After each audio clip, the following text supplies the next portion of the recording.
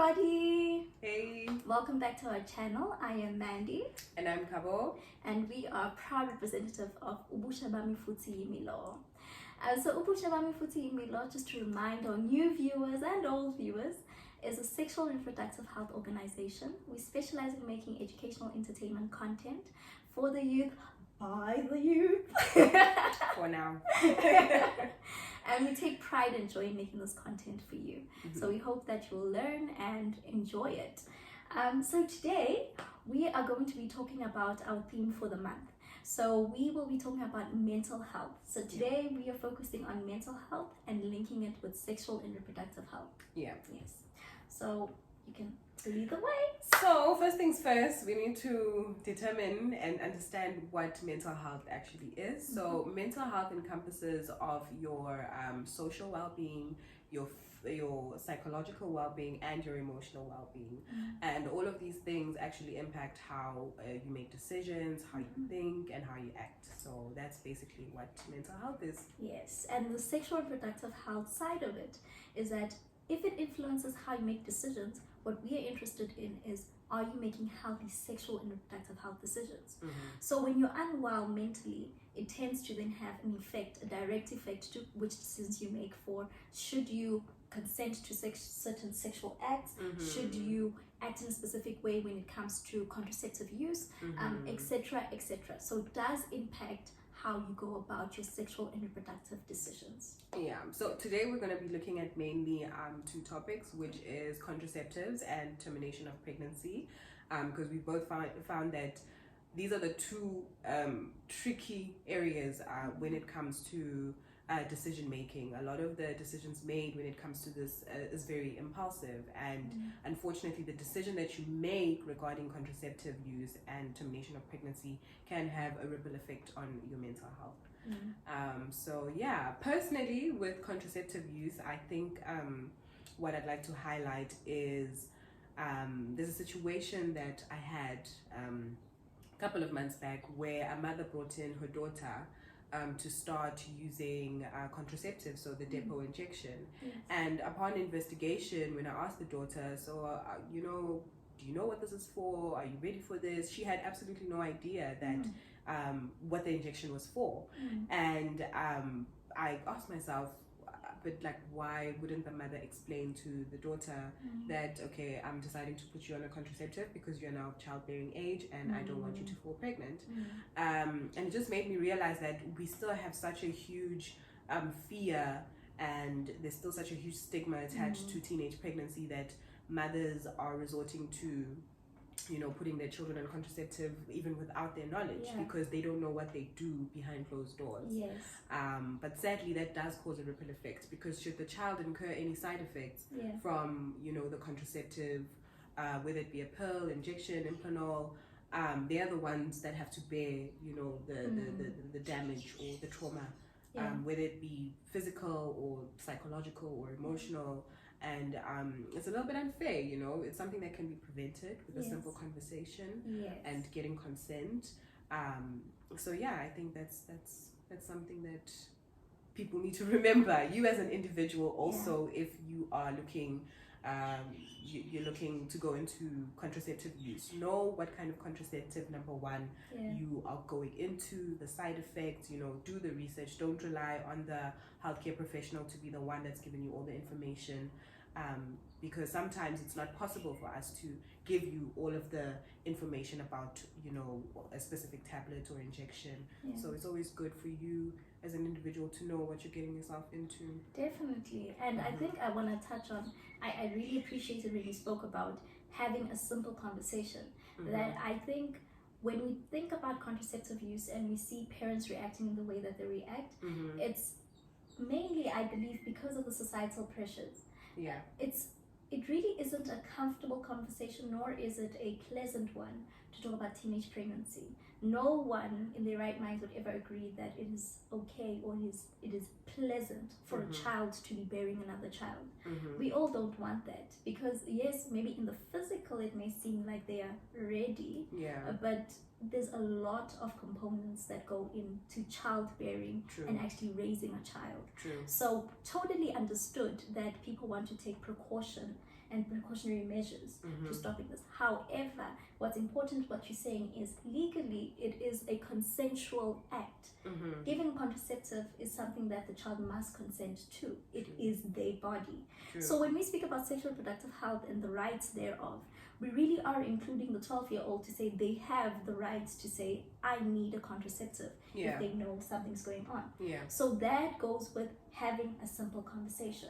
Mm-hmm. I just want to highlight even a simple tool that we've developed as Ubusha Bami. Yeah. You can check it out at www.ubushabami.com and click on the tab that says tools, and you'll see there's a little sort of infogram, Yeah. and it just has the basics of all different contraceptives that you can use. Yeah. You sit down with your child, you speak about those contraceptives, often which ones they know, Mm-hmm. and you can even research further from those and then see, oh, the IUD, oh, it This works is like how this. it works. This is how Plus it the sits. swab. This is how it comes out. This is how it presents as a complication. Yes, and Yeah. it's a whole discussion. And Mm-hmm. in that discussion, it's not a matter of you saying, go for it, Mm-hmm. go forth and have sex with everybody. No, it's literally just saying we need to be informed, and you need to have a conversation, a serious one with your child. Mm-hmm. And mind you, this doesn't have to only be with girls, Yeah. even with young men, Mm-hmm. because they have girlfriends, so they should be able to advise, Mm-hmm. not to impose, Mm-hmm. but to advise and say, hey, I know about a specific contraceptive, I've had a discussion about it, and be knowledgeable about it. Mm-hmm. Because this is how we then assist ourselves with such cases of teenage pregnancy. That's true. Yeah. 100%. So just moving right along, Mhm. even with the contraceptives, is some moments of trauma when it comes to contraceptive use. And maybe let me move to the TOPs. So TOP stands for termination of pregnancy. Mm-hmm.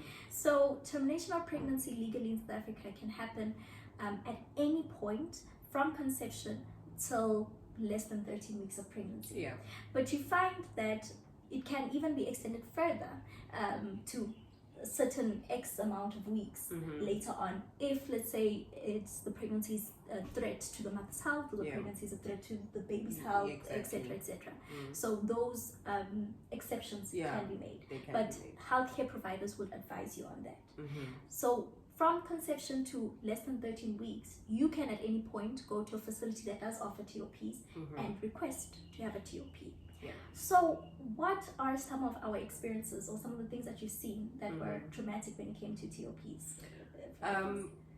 One thing that I can say is that there's a medical termination and there's also a surgical termination. Yes. A lot of people maybe don't know this, but I think a medical termination can only be done up until 8-9 weeks, and then after that it has to be a surgical termination.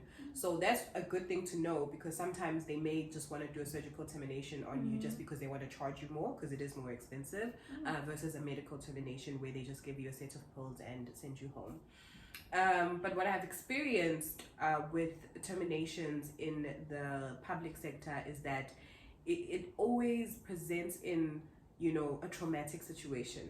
The females never really come in and it's just, you know, I want to, you know, come and get a termination. They've already done the termination. They're now Illegally. presenting, yes, Yeah. illegally. Now they're presenting with the complications of the illegal termination, which in most cases is a massive amount of blood loss. Yeah. Sometimes they come with sepsis, so now the area is Infection. infected.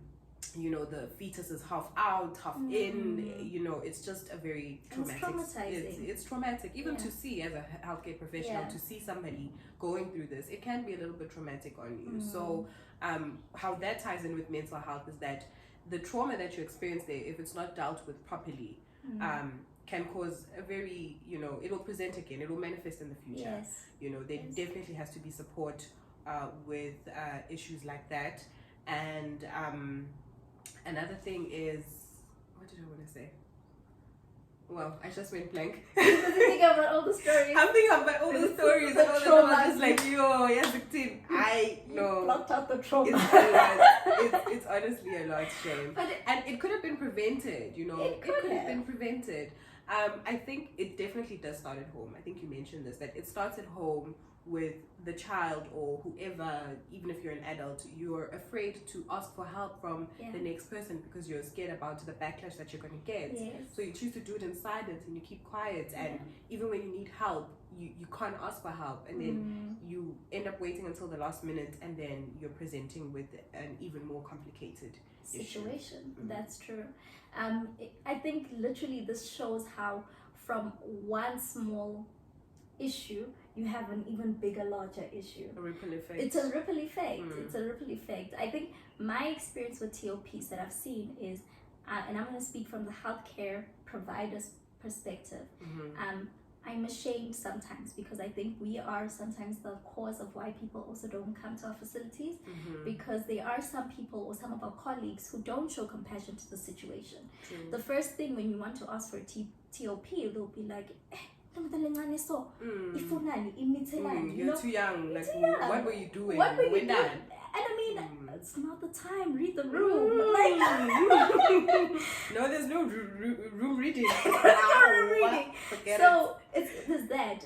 We as healthcare providers also have our own personal stigmas that are linked to it. And actually, it is not our place in that position to treat our clients like that. Our clients are there for a service, and we should offer it as best as we can and be as supportive as we can. You don't have to agree with the situation, but as far as you can assist. I know even when we were in medical school, the one thing they always used to teach us is that we won't all be forced to do TOPs, because certain people have their own religious reservations, cultural reservations, etc., etc. However, they always said, but it is your responsibility to always advise where is the nearest service provider. So you can never, and it is wrong, and I believe you should even report certain people who are like, I'm not telling you where to do a TOP, you must keep that baby, you must, no, you have every right to know where the nearest service provider is. And so that's one point. But the other point is also just the trauma of what you just said. Sometimes you find that people, like this half fetus thing, people who have illegal TOPs, sometimes we find that they have them even after the 13 weeks. And that time you see a little fetus that is proper developed, it's a little human. It's a little human. That now comes out of you. And they come with in plastics, in buckets, in everything. Can you imagine the trauma of traveling? Because most of them, they're coming from, underprivileged communities. They have to get on a bus or they have to get on a taxi. And you're in a taxi with a fetus in your plastic in your bag. You're bleeding out. You're like, the trauma in that in itself is just insane. Insane. And I think touching especially on that, on the mental effect, ripple effect of that is, number one, you have the shame that you carry yourself sometimes. I'm not saying everyone has a TOP has shame, because some people really, you've made the decision and you want okay with it, and that's let that be that, let it be a healthy decision. But for those who, it was very unplanned, it was haphazard, it was whatever, now you have the shame of, oh my goodness, now I've done this. Number two, you are anxious and afraid because now you're going to a facility where certain aunties and certain people are going to tell you, what are you doing having sex, and you brought this upon yourself. That type of shame is also very unnecessary, and it makes the entire process of having a TOP so traumatic. Now when you leave that facility moving forward, some people may even have flashbacks of what they saw come out of there. Look, I'm a healthcare provider and I've seen a lot, and I mean, for me, maybe seeing a little fetus is not as scary anymore. But for you, you've never seen a fetus. You've never seen a fetus before. No, in that condition, no, you haven't. And now you have to see it, and it came out of you. And now this whole thing, that was my child. There's a lot. It's a lot. It's a lot. And sometimes you might think, no, I'm okay, I got this, I'm okay, I got this. It tends to come back. It tends to re-manifest and resurface in very weird ways and cause, a whole cascade of other issues. You may think it has nothing to do with the fact that I had a termination, but upon digging deep and having counseling and all those things, you realize that actually I never dealt with that problem. That's why now I'm having XYZ problem. So definitely. So I think it also leads us to how it's so important for you to realize that the whole process of a TOP requires support. It requires support from the healthcare providers themselves, from the doctor, the nurse, whoever is assisting, to be compassionate about that situation. And then further on, it is your legal right. If the doctors don't recommend this, you have every right right to even request that, can I talk to a social worker? Yes. Can I talk to a psychologist? Because Yes. this was really a lot. Mm-hmm. And then moving on a step higher is that also family. And I think that's the sad part that we as patients don't ever want to take responsibility of. Because number one, you don't want everyone in your business, so you don't want to tell anyone that you did this. And that's fine to a specific extent. However, it is advisable that you do have some support there, because it's not as easy of an experience as you may think it is. So it is important that we support. And as parents of a teen, it would be so good if your child could come and talk to you and ask you to be their support. I don't know if it's just the Black community or what, but I've seen a lot of mothers who shame people who have TOPs and be like, at least in I mean, I keep it diesel. I mean, no. I think as a whole, the Black community, hey, stingy psychologists, stingy group meeting, guys, so that we can just have a conversation about how to communicate, like just how to communicate and how to be supportive when somebody is going through, something traumatic. But yeah, definitely support from the family it's almost imperative, It is. You really need support from your family in such a tricky situation. Yes, or a good friend or someone who can just be there for you. I've actually seen a great example when I was a student in the Western Cape. The TOP section, or where they used to have these TOPs, the nurse, they had a specific designated nurse. They had a specific little nook or little corner where they did them, and you would have your booking of when you come, right? So then the girl shows up, and the sister who was there was so compassionate. They would brush you, because they anticipate that people usually don't come with support. They don't come with anybody. So they would be your support for that moment. So throughout that entire manual evacuation and aspiration, as the doctor does that, they're there. Are you still fine? How's the pain? Hang in there, it's going to be fine. And afterwards would even advise that have counseling afterwards if you need it, and offer it. So that's a great example of how the health system really can support you. But you as a client, you as a patient as well, you must also equip yourself. You must know, and I guess this is why we have this conversation, so that you know that these are certain things that you must look out for yourself and your own well-being and your own mental strength. So I think we've done a good summary. And shared some, traumatic experiences that we've seen that we think are 100% avoidable. Communication is key. It will always be key. It can, save you from a lot of things. It can help you. Also, research can also save you from a lot of things and help you in so many ways. So yeah, we hope you guys learned a thing or two from today's discussion. And and check out the description below. We will add some mental health support groups that you can just check out, and we'll also add our website link so that you can also download the contraceptive pamphlet we were talking about.